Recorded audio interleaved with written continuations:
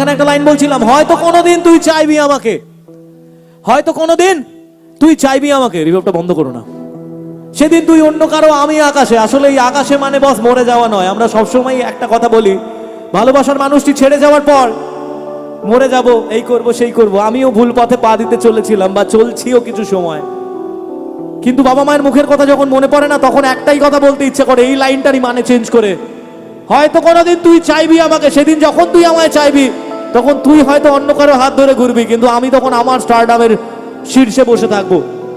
আর আমার এই মাইকের আওয়াজটা শোনার জন্য তোকে অনেক দূরে দাঁড়িয়ে থাকতে হবে। এটা আমি মনে করি শুধু আমার নয়, আমার মতো প্রত্যেকটা মানুষের জীবনের লক্ষ্য হওয়া উচিত এটাই। আসলে আমি জীবন থেকে সবকিছু হারিয়েছি, নতুন করে বলার কিছু নেই। সোশ্যাল মিডিয়া তোমরাও জানো, তোমাদের হাতেও মোবাইল ফোন আছে, সবাই জানে। জীবন থেকে সবকিছু, আমার শেষ থাকার বাসস্থানটা ছিল সেটাও গেছে। একটা মানুষকে ভালোবেসে